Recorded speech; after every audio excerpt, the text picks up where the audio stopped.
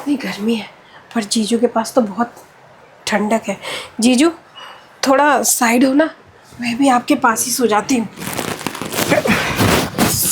साली साहिबा, आप यहाँ क्या कर रही हैं?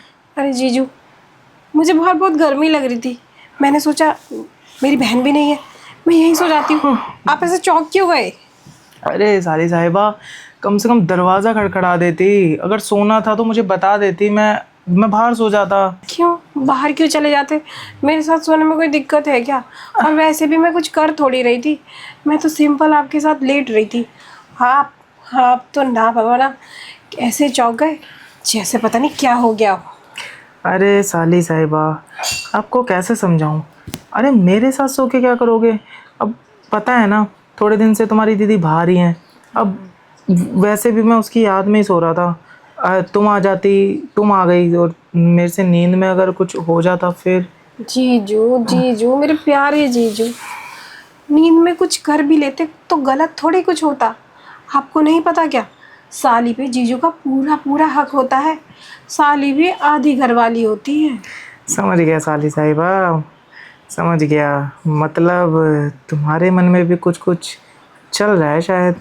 जीजू मैं क्या बताऊँ आपको, जब से मेरी बहन की शादी आपसे हुई है ना, उस दिन से ही मेरे मन में आपको लेके बहुत कुछ चल रहा है।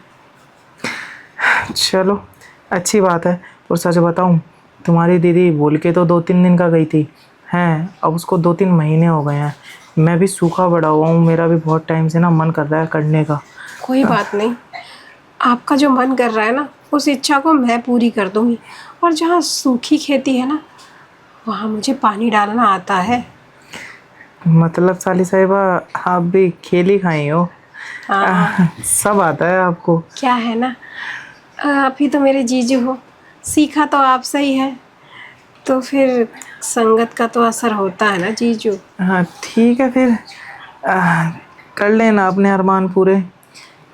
लेकिन वही बात है ना फिर, अगर तुम्हारी बहन आ गई और तुम्हारे मुंह से गलती से निकल गया, तो फिर भाई मुझे कोई नहीं बचा सकता। क्यों?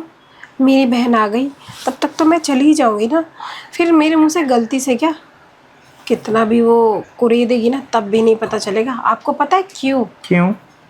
क्योंकि मैं भी आपको ना बहुत पसंद करती हूँ, और मुझे भी ना आपसे हल चलवाना है। साली साहिबा, बात तो तुम्हारी सारी ठीक है, लेकिन तुम्हारी अगर मुझे आदत पड़ गई तो रोज़ रोज़ आ पाओगी? जीजू आपको तो पता है ना, यहाँ पे मैं अकेली रहती हूँ। अरे कॉलेज के वहाँ हाँ पीजी हाँ। में, हम्म। तो वहाँ पे आना जाना अलाउड है। वो तो मुझे पता चला कि मेरी बड़ी बहन गायब है, तभी मैंने सोचा कि कोई बात नहीं, उसके पास ही रहने आ जाती हूँ। तभी तो देखो अपने कपड़े भी नहीं लाई, ओ, उसके कपड़े पहन के उसके जैसा ही प्यार करना चाह रही थी। मतलब मौका ढूंढ रही थी तुम भी? मौका नहीं ढूंढ रही थी, मौके पे चौका ढूंढ रही थी मैं, पर आपने लगने ही नहीं दिया। कोई बात नहीं, मौका मिल तो गया है तुम्हें। अब चौका भी मार लेना और क्लीन बोल्ड भी कर देना। अच्छा, यहीं पे चौका मार लूँ क्या? अभी शुरू हो जाओ। आह, लगता है बेल बजी है किसी, कोई आया होगा। रुको मैं देखता हूँ, शायद कहीं तुम्हारी बहन ना आ गई हो। ये जीजू भी ना कुछ समझते ही नहीं। अरे यार, ये ना पड़ोस के बच्चे भी ना परेशान करते क्या हैं। हुआ? अरे पड़ोस के बच्चे हैं, बेल बजा के भाग जाते हैं। मुझे लगता है तुम्हारी दीदी आ गई। देखा, सब आपके और मेरे दुश्मन है, कोई हम दोनों को पास नहीं आने देगा, एक नहीं होने देगा। कोई बात नहीं, जब मैं शुरू करूँगा ना, फिर तो तुम्हारी दीदी भी आ जाए। मैं खोलूँगा ही नहीं।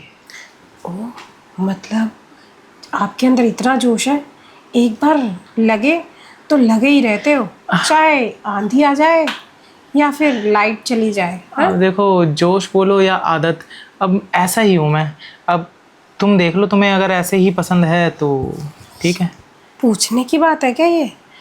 मुझे तो ऐसे ही पसंद है। जोश बहुत है आपके अंदर, मतलब एक बार जब काम चालू किया तो करते ही जाते हो, करते ही जाते हो, चाहे आंधी आए या फिर बिजली चली जाए। अब ऐसा ही हूँ मैं, क्या कर सकता हूँ। अब ऐसे में अगर तुम्हें ठीक नहीं लगता तो कोई बात नहीं, फिर देख लो। नहीं नहीं जीजू, ऐसे बोलोगे तो कैसे चलेगा। ऐसे बोलो ना, अपना हक जता के बोलो कि ऐसे ही लोग होने चाहिए, और जिन लड़कियों को ऐसे लोग पसंद नहीं आते ना, वो लड़कियां किसी काम की नहीं होती। साली साहिबा, आपकी जगह कोई और होता तो शायद मैं ये चीज़ बोल देता। अब आप बैठी हो, आपके सामने मैं ज़्यादा कैसे बोल सकता हूँ। और वैसे भी आपने जो माहौल बनाया है ना, मुझे ज़्यादा बोलने से ज़्यादा करने का मन कर रहा है। क्या?